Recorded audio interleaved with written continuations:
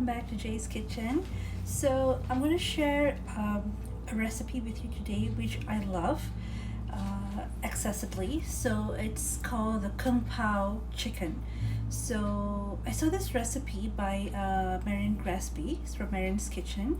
So I just fell in love with this recipe. So the thing with this recipe is I've altered it a little bit according to the options that she's given. So basically, the essential one of the essential items that you need to make this Kung Pao chicken during the marination of the chicken is Chinese Shaoxing wine. I do have the wine and I can always use it, but since I'm making this specially for my 3-year-old toddler, I'm going to omit out the Shaoxing wine and I'm going to add in apple juice, or you can always add in pineapple juice. It's always up to you. It gives more of the fragrant to the chicken. And secondly, it's more better if you have Szechuan peppers, because that's the one that gives the flavors of spiciness for the chicken. But since I don't have Szechuan peppers, I'm just going to be using the regular peppercorns for this recipe. So for now, we are going to do the marination of the chicken, and then we're going to be baking it. I would like to go oil free, so I'm going to be doing the baking. And let's see what are the ingredients we need to marinate the chicken. So what I have here is my ingredients to marinate the chicken. So I have here my soy sauce, and then I have my honey, which the honey is actually not an essential ingredient in this recipe, but it actually helps with the browning, since especially you're going to put it into the oven to bake. So the honey would be the best thing. And then you have your apple juice, or you can always use pineapple juice. And if you have the Chinese Shaoxing wine, that will be the best. If not, you can just settle for the juices. It just gives an extra fragrant smell for the chicken. And then here I'm using wings and also drumettes. I've mixed both together, so let's marinate. So I'm going to be marinating the chicken. So roughly you might want to go 2 to 3 tablespoons according to how much of chicken that you have. So towards the end, the sauces that the chicken will let out will also be used when we are making the thick sauce later. So I'm putting in some of the soy sauce, and then I'm going to add in my honey,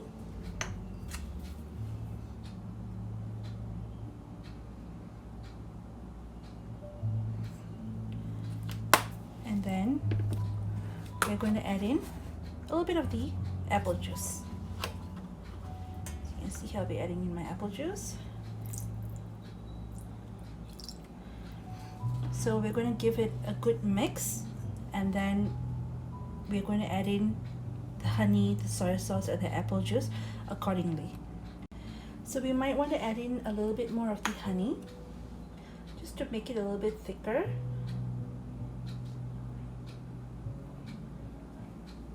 And also a little bit of the soy sauce.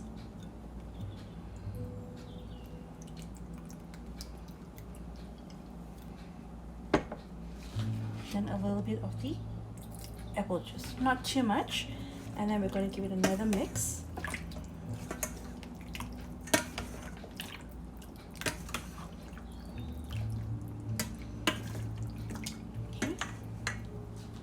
So here I'm going to add in a little bit of the dark soy sauce, just a little bit, to give the a little bit of those thickness in the sauce. Just a little bit will do. Yeah, that's it. And then what we're going to do is we're going to marinate this and leave it to soak for about probably 15 to 20 minutes. Or if you're more organized and you have more time to do this, it's not a last minute dish, you can always marinate it overnight. So what I'm going to do is I'm going to leave it.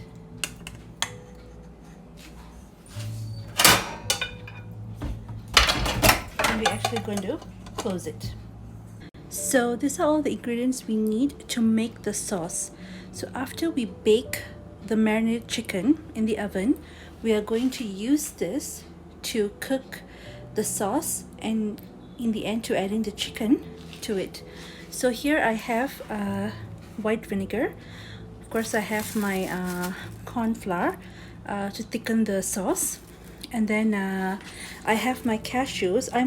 The recipe actually requires peanuts, but since I don't have peanuts, I'm going to omit the peanut off and use some cashews.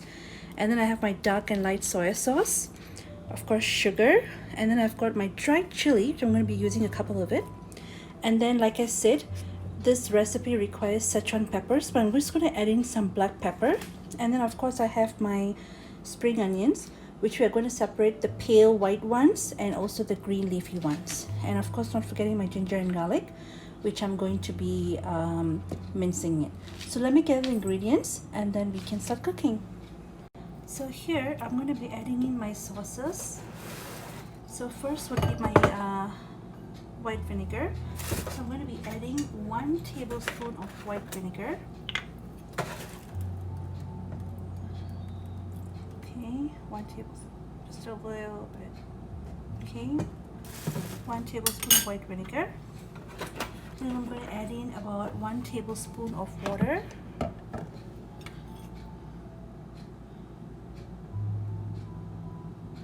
For now.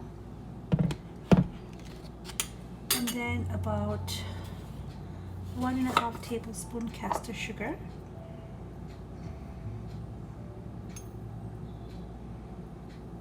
So it's about 1.5 tablespoons of sugar, and then about 2 tablespoons of light soy sauce. So that will be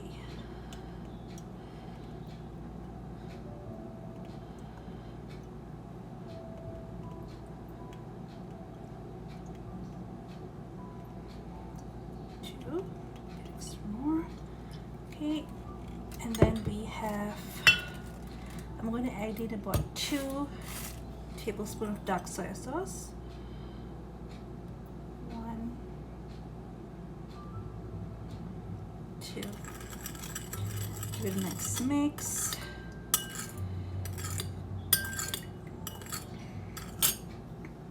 You can always go accordingly to how much you want your sauce to be. You can add in more, double it, depending on how much of the chicken that you're going to make.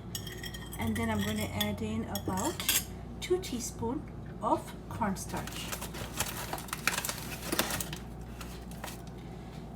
1.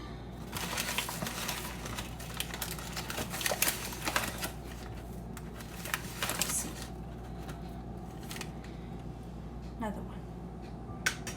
So I'm going to give it a nice mix. And the cornstarch will actually get the sauce thickened while we're cooking it on heat later on. Okay, so let's make this. And our sauce ingredients is done. So these are the ingredients I've gathered for the sauce once the chicken bakes. So I have here my pale green spring onions with my dried chili, roughly about 8 mild dried chili, which we're going to chop it small, and then about 2 to 3 cloves of garlic, and then about 2 inches of ginger, which are chopped off, minced it, and also the pale green onion, just separated from the green one. And then we have our green spring onion. This is to add in towards the end and also to garnish the chicken. And here I have my black pepper corns, which I've actually crushed. So like I said, if you have Szechuan peppers, please use those because those are the best ones. So since I don't have any, I'm going to be just using regular black peppercorns. And this is the sauce that I've actually mixed together. It'll get thicker once it goes into the pan. And of course here I have my cashews, which I've actually pounded. Usually peanuts is the best option, but since I don't have peanuts, I'm going to be using cashews. But like I said, any nuts preference to yourself would be great too. And then of course we have sesame oil that we are going to add in towards the end. So let's start baking our marinated chicken first. So my oven is heated up and I have this non-stick baking pan where I'm going to actually drop my chicken that's been baking. So, sorry, that's been marinating. So I'm going to drop the chicken in here together with the marination. I know it's a big pan, but I wanted to give more space for the chicken to cook. So, because I have quite a lot of pieces of chicken here, so I'm going to give it some space. And I'm going to be baking it for about 30 minutes or so till the chicken actually browns at about 400 degrees Fahrenheit. So let's give some space for the chicken. And don't worry about the juices. Towards the end, we'll actually be using the juices when we're actually cooking the sauces. Okay. So what we're going to do is we're going to put this inside into the oven. We're going to cook it for about 30 minutes. For about 30 minutes or more. So my chicken is out from the oven. So as you can see, it has really browned. So what I'm going to do is I'm going to transfer it into a bowl and we're going to start heating up the sauce and cooking it on the stove. So I have my pan on my stove and I'm going to pour in some oil. So I'm going to pour in this oil and we're going to allow the oil to heat up before we actually put in all our spices. So my oil is already heated up, so I'm going to add in my ginger and garlic.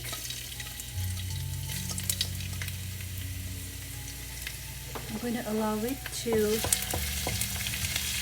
fry a little bit.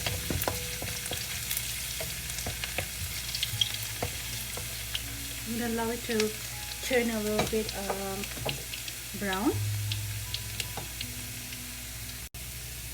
And then we can add in our dried chili with our pale spring onion. Add in together and give it another mix. We're going to mix it for probably about 2 to 3 minutes.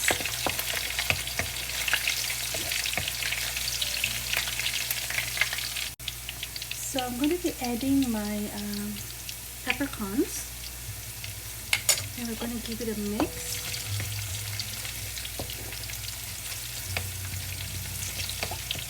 And in here I'm going to be adding in my sauces.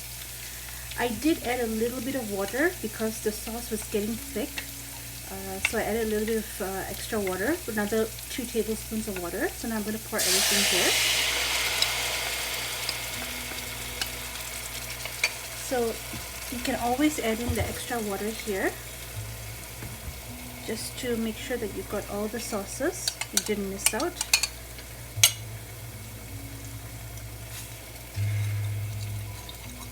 So get all of it there. And then give it a mix. As you can see that the sauce is thickening. You might want to lower your heat to medium. So let it mix a little bit and cook for about a minute or so before we add in our chicken pieces. So once the sauce is thickened, I'm going to be adding in the chicken that I actually baked. Just add it together with the juices. And then remember the heat is still on medium, and then you're going to slowly make sure that you get all the chicken well combined with the sauce.